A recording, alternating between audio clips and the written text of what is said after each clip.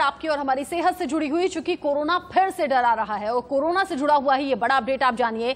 देश में 102 दिन बाद कोरोना के रिकॉर्ड केसेस सामने आए हैं, जब 24 घंटे में 35,000 से ज्यादा नए मरीज यहां दर्ज किए गए। सिर्फ महाराष्ट्र में 23,000 से ज्यादा नए मरीज आए हैं। कई राज्यों में बढ़ने लगी है सख्ती। एक दिन में अगर 172 लोगों की मौत हो रही है तो ये फिक्र वाली बात है। अगर 24 घंटे में सामने आ रहे हैं 35,000 से ज्यादा केस, तो ये चिंताएं और ज्यादा बढ़ा रहे हैं। इसीलिए महाराष्ट्र के साथ साथ बाकी राज्यों में भी एहतियाती कदम और सख्ती अब धीरे धीरे लागू करनी पड़ रही है। प्रधानमंत्री नरेंद्र मोदी ने मुख्यमंत्रियों से वीडियो कॉन्फ्रेंसिंग के जरिए चिंता भी जाहिर की, बात भी की और कहा कि कोरोना को दोबारा से पीक पर पहुंचने से पहले ही रोकना होगा। इसीलिए लोगों से कहा जा रहा है कि दवाई के साथ साथ ढिलाई भी बहुत ज्यादा जरूरी है। मास्क और सोशल डिस्टेंसिंग होना ही चाहिए। अभी बढ़ते तो जा रहा है, बहुत दिक्कत हो रहा है। डर तो सबको लगता है सर, डर तो सबको लगता है, डर किसको नहीं लगेगा। जीना है तो डर लगना ही चाहिए ना। सोशल डिस्टेंस तो रखना ही चाहिए। सोशल डिस्टेंस नहीं रखेंगे तो अपना ही नुकसान है, नहीं रखेंगे तो पब्लिक का ही नुकसान है। सोशल डिस्टेंस तो कर रहे, कोई कर रहे ऐसे कुछ नहीं, सब मास्क लगा रहे, हाथ धो रहे, सैनिटाइजर वापर रहे, फिर भी कुछ ये नहीं हो रहा है। अब ग्राफिक्स के जरिए आपको समझाते हैं कि रोजाना कैसे केसेस जो हैं वो लगातार बढ़ रहे हैं। जी हां, 11 मार्च की अगर बात करें 23,285 केसेस आए, 12 मार्च को 24,882 केस, 13 मार्च को 25,320 केस सामने आए।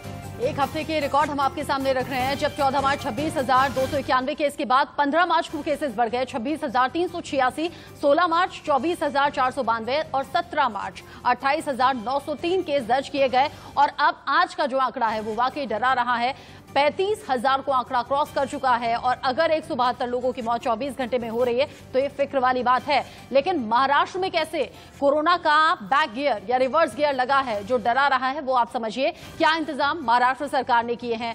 नागपुर और अकोला में संपूर्ण लॉकडाउन की नौबत आ गई है। अकोला के बाद परभणी में भी संपूर्ण लॉकडाउन लगाया गया है। औरंगाबाद और पुणे में नाइट कर्फ्यू लगाया गया है। औरंगाबाद में संपूर्ण लॉकडाउन कर दिया गया है। और ये वक्त की जरूरत भी है, क्योंकि केसेस लगातार बढ़ रहे थे। हालांकि पहले ही उद्धव ठाकरे ने चेताया था, अगर आप कोरोना प्रोटोकॉल्स को फॉलो नहीं करेंगे तो आने वाले वक्त में सख्ती हो सकती है, और ये सख्ती अब वही है। महाराष्ट्र में कैसे बेकाबू हो गया है कोरोना, ये भी आप जानिए। कोरोना की रफ्तार लगातार बढ़ रही है। अब जो आंकड़े हम आपके सामने रख रहे हैं वो मौत के साथ रखेंगे। 11 मार्च जब 14,317 केसेस सामने आए, 57 लोगों की जान चली गई। 12 मार्च 15,817 केस, 56 मौत हुई। 13 मार्च को 1,506 हो गए, 88 लोगों की मौत हुई। 14 मार्च को ये जो ग्राफिक्स आप देख रहे हैं इसमें आपको दिखा रहे हैं 16,620 लोग पॉजिटिव पाए गए, 50 लोगों की मौत। 15 मार्च को 15,051 पॉजिटिव केसेस आए, 48 लोगों की मौत हो गई।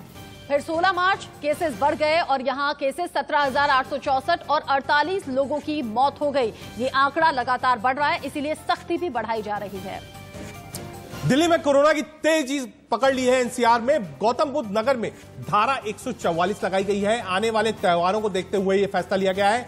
17 मार्च से 30 अप्रैल तक धारा 144 लागू रहेगी।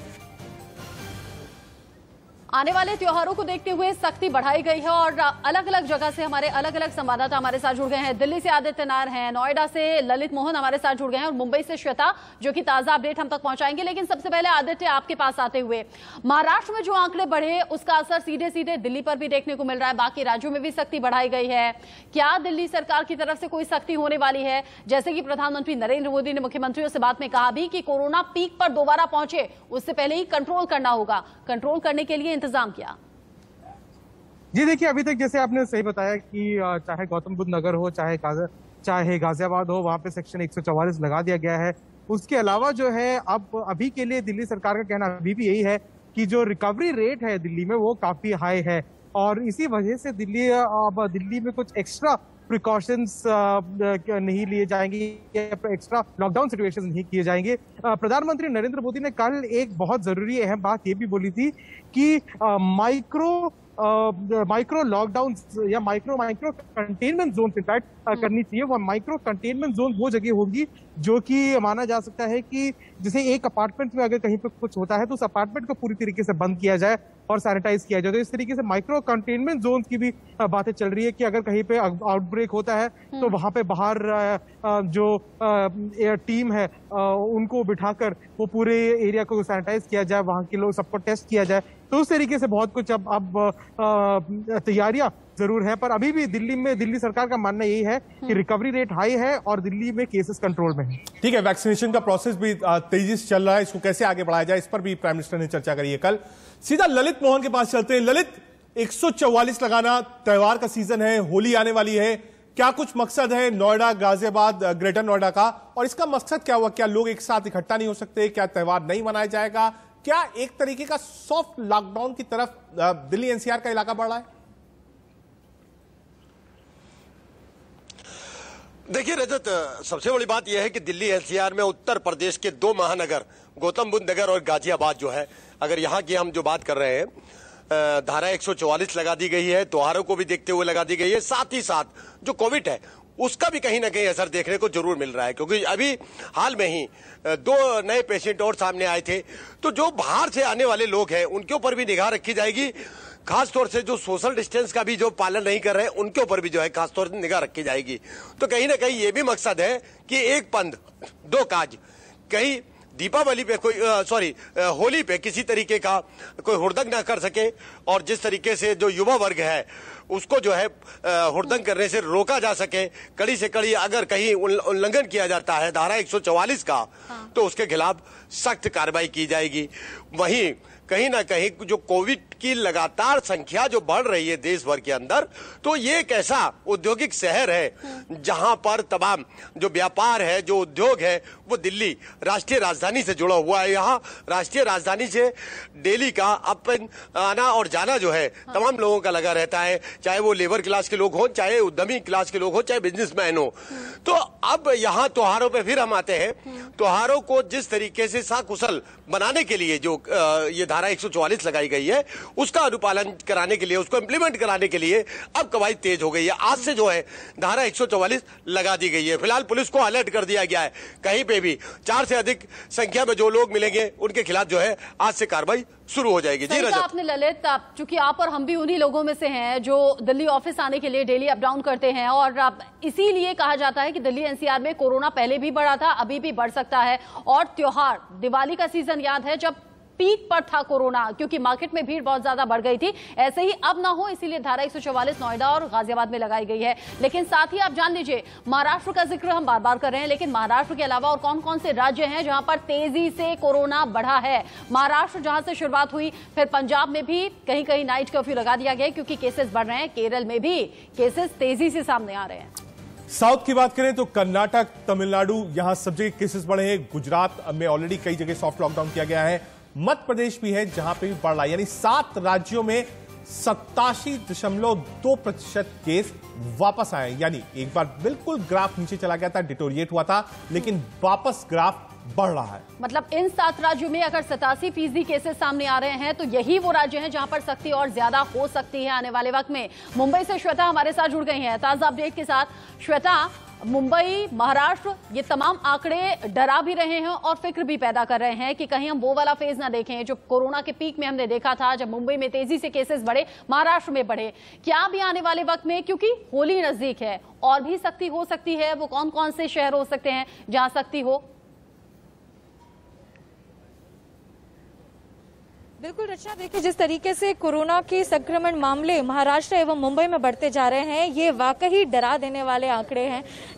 एक हफ्ते पहले लगातार जिस तरीके से हम कोरोना के बढ़ते मामलों की रिपोर्टिंग कर रहे थे, हमने एक हफ्ते पहले ये आंकड़े बताए थे, 15,000, 16,000 रोजाना आंकड़े बढ़ते थे। आज देखिए ये सीधा 23,000 तक पहुंच चुका है। इससे आप अनुमान लगा सकते हैं कि कितनी ज्यादा इसमें बढ़त देखने को मिल रही है, लेकिन यहाँ पे बेखौफ लोग नजर आ रहे हैं। मुंबई की बात की जाए तो मुंबई में भी अब ये 2377 नए केसेस पिछले 24 घंटे में मिले हैं, जो वाकई सबसे ज्यादा, इसे शार्प स्पाइक की तरह देखा जा सकता है। और अगर देखा जाए किस तरीके से स्टेट अथॉरिटीज काम कर रही हैं, लोग काम कर रहे हैं, कुछ गाइडलाइंस स्टेट अथॉरिटीज और बीएमसी ने बदली है, कुछ तब्दीलियां लाई हैं, जिनमें से सबसे वायरल वीडियो में देखा गया था दादर का फूल मार्केट जो खचाखच भरा हुआ था लोगों से, जहां सोशल डिस्टेंसिंग की धज्जियां उड़ाई जा रही थी। अब वही दादर फूल मार्केट को टेम्पररी शिफ्ट करने की बात की जा रही है। अब उसके लिए 2 जगह इलाके चुने गए हैं, जिनके लिए बीकेसी का ग्राउंड देखा जा रहा है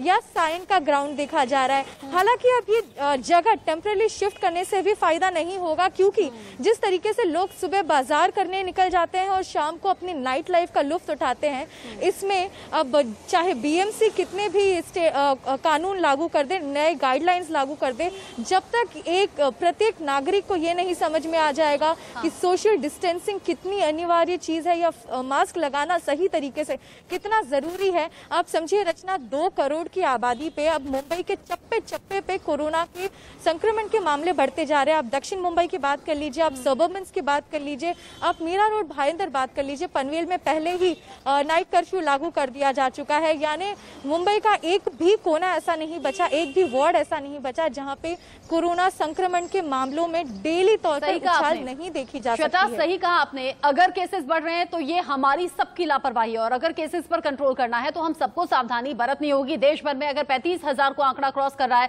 सिर्फ महाराष्ट्र से अगर 23,000 से ज्यादा आंकड़े हैं, तो डराने वाले आंकड़े महाराष्ट्र से सबसे ज्यादा हैं। एहतियात बरतने होंगे। बहुत शुक्रिया श्वेता, साथी ललित मोहन और आदित्य हमारे साथ जुड़े थे, ताजा अपडेट हम तक पहुंचाया। बहुत शुक्रिया आप सभी का इस ताजा जानकारी को हमारे साथ साझा करने के लिए। अब स्टेट वाइज आपको बताते हैं कि कहां कहां कोरोना की लहर है और लहर से कोरोना का डर है। जहां पंजाब में कोरोना का डर क्या है ये आपको समझा रहे हैं। Mohali night curfew, Kapurthala night curfew, Jalandhar में नाइट कर्फ्यू, एबीएस नगर में नाइट कर्फ्यू, होशियारपुर में नाइट कर्फ्यू लगाया जा चुका है।